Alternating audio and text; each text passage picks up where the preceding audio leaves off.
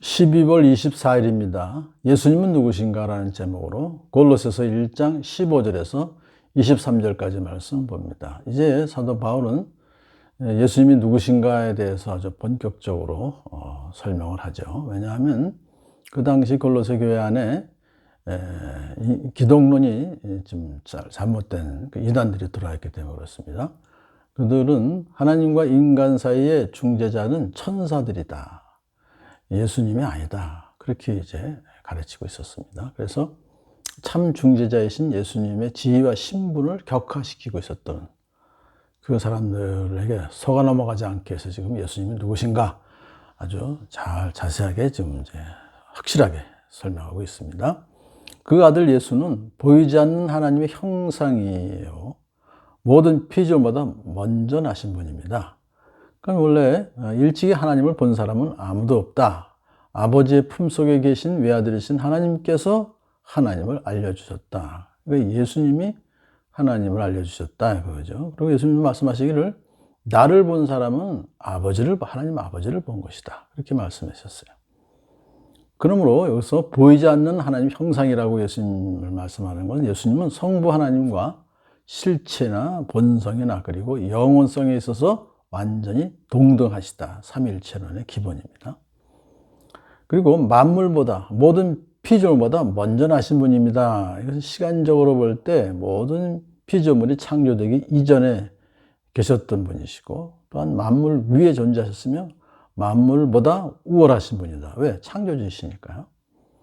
그래서 만물이 그분 안에서 창조되었습니다. 그분으로 말미암아 창조되었습니다. 이것도 요한복음에서 이미 말씀했죠.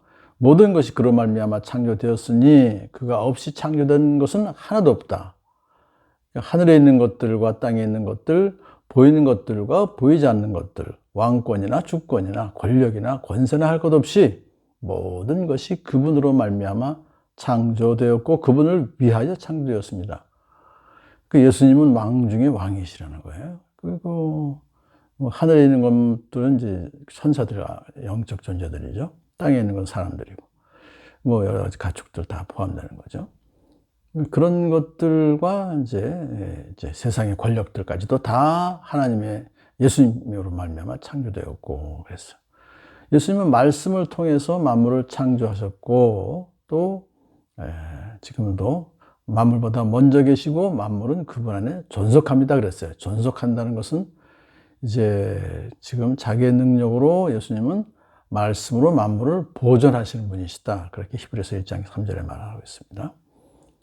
자, 그렇게 해서 바울이 이렇게 이제 골로새 교인들한테 말하고 있는 그 이유는 그 골로새 교인들로 하여금 실체 없는 영의 세계를 두려워하게 하고 천사의 도움에 집착하게 만드는 이단들에게 속아 넘어가지 않게 하기 위함입니다. 그들을 미혹하는 자들은 예수님을 여러 중보자 중에 한 사람이다. 라고 가르치고 있어요. 그거 아니다 이거죠. 예수님은 창조주이시며 또 예수님으로 말미암아 만물이 조화롭고 질서 있는 상태로 유지되고 있는 그것을 강하게 선언하고 있는 것입니다.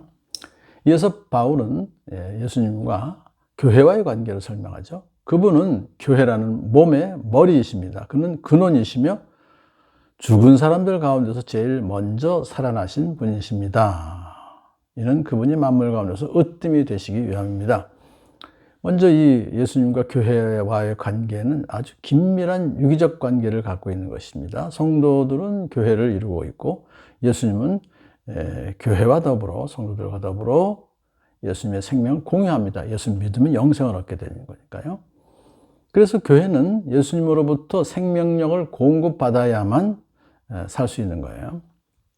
자, 또 이 교회의 머리라는 것은 예수님이 교회의 주권자로서 절대적 지배권을 갖는다는 것입니다. 그래서 교회는 주권자이신 예수님의 뜻과 명령에 절대적으로 복종해야만 생명의 길을 갈 수가 있어요.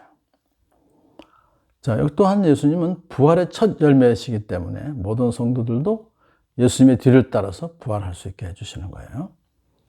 자, 하나님께서는 그분의 안에 모든 충만함을 머무르게 하시기를 기뻐하신다 그랬어요. 여기서 모든 충만함이라는 것은 하나님의 신성과 그래서 의와 지혜와 권능과 모든 복을 충만하게 갖고 계시기 때문에 그래서 인간의 모든 필요를 다, 만물의 모든 필요를 다 충족시켜 줄 수 있는 것입니다. 근데 그 중에서 특별히 이제 그분의 십자가의 피로 평화를 이루셔서 그분으로 말미암아 만물을 곧 땅에 있는 것들이나 하늘에 있는 것들이나 다 자기와 기꺼이 화해시키셨습니다.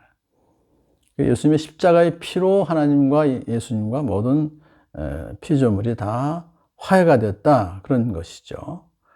그러니까 여기서 지금 화해가 됐다는 것은 만물이 예수님께 굴복하여서 예수님과 조화를 이루는 상태가 화해예요. 관계가 회복됐다 이겁니다.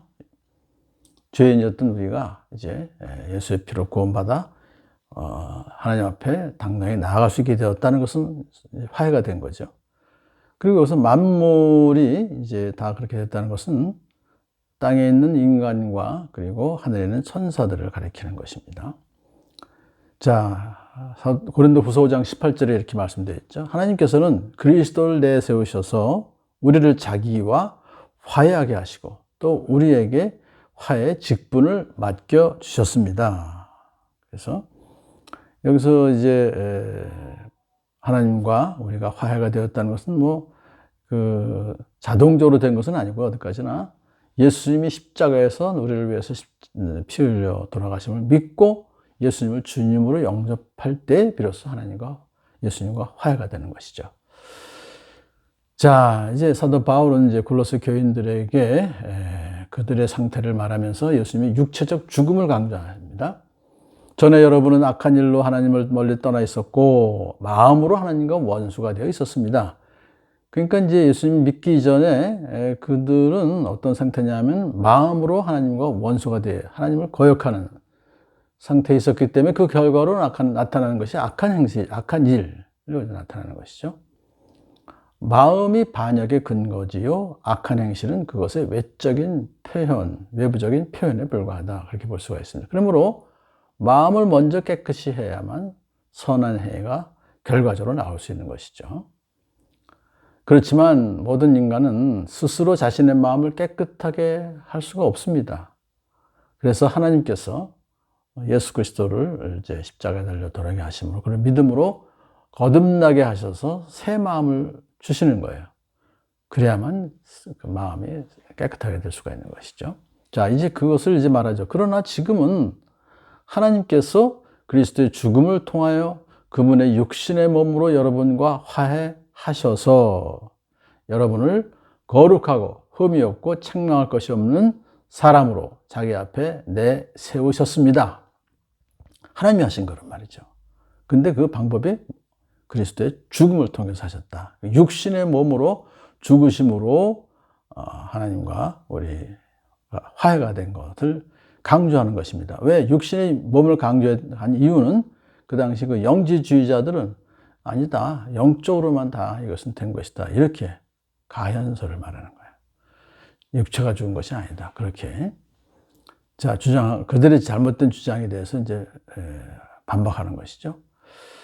자, 그래서 그들은 이제 바울은 골로새 교인들에게 그들이 하나님과 화목하게 된 것은 어디까지는 역사적으로 성육신하셨고 골고다 언덕의 십자가에서 살을 찢기시고 피 흘려 육신의 몸으로 돌아가신 예수님에 의해서 성취되었다는 것을 분명하게 밝히는 것입니다. 자, 이제 결론을 말합니다. 그러므로 여러분은 믿음의 튼튼히 털을 잡아 굳건히 서 있어야 하며 여러분들이 들은 복음의 소망에서 떠나지 말아야 합니다.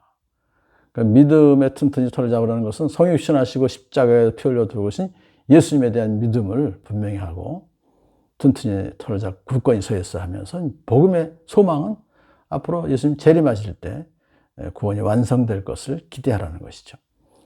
그래서 이 복음은 하늘 아래에 있는 모든 피조물들에게 전파되었으며 모든 세계 사람들에게 다 전파되었으며 나 바울은 이 복음의 일꾼이 되었습니다. 사도 바울은 이제 골로새 교인들을 향하여서 그 이단들, 영지주의자들의 그 미혹에 빠지지 않게 하기 위해서 예수님이 어떤 분이신가를 분명히 밝히고 있는 것입니다. 오늘 내일 성탄절을 맞이하면서 예수님이 어떤 분이신가를 분명히 알아서 결코 이단에 흔들리지 않는 저와 여러분들 간절히 소원합니다.